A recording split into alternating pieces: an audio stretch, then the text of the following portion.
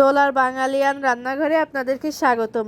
আজ আমি লুচি বানানো দেখাতে চলে আসলাম আপনাদের। প্রথমেই ময়দা, চিনি, লবণ, তেল নিয়ে নিলাম। পরিমাণ মতন তেল নিয়ে মাখানো শুরু করে দিলাম। লুচির ময়দা কিন্তু খুব সুন্দরভাবে মাখাতে হয়। এই দেখুন কি সুন্দরভাবে মাখাতে মাখাতে দলা পেকে গেছে। যখন দলা পেকে যাবে তখন বুঝতে হবে লুচির ময়দা মাখানো প্রায় কমপ্লিট। তখন আমি মানানসইভাবে জলটা দিয়ে নিলাম। এই যে জল দিয়ে আমি কি সুন্দরভাবে মাখিয়ে নিয়েছি, একটা ড্রো তৈরি করে নিলাম। এই যে লিচি আকারে কেটে নিচ্ছি দেখুন। হ্যাঁ, লুচি বানানোর জন্য কিন্তু অবশ্যই ছোট ছোট করে লেচি কেটে নিতে হবে।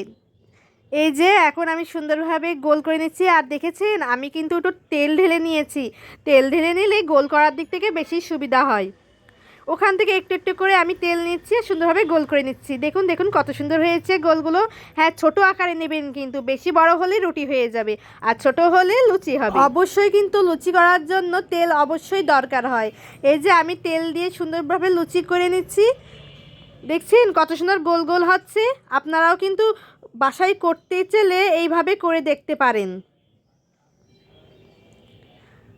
আমি আপনাদের সুবিধার্থে এবং দেখানোর জন্য অনেকগুলোই করে দেখাচ্ছি। এই যে আমার সব বেলা হয়ে গেছে, এখন আমি এইগুলো সুন্দরভাবে ভাজবো।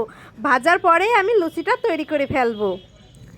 আমি ডুবন্ত তেল নিয়েছি, নিয়ে দেখুন কি সুন্দরভাবে ফুলে যাচ্ছে। আসলে কি জানেন, লুচি যদি না ফোলে তাহলে সেটাকে লুচিই বলে না, খেতেও ভালো লাগে না।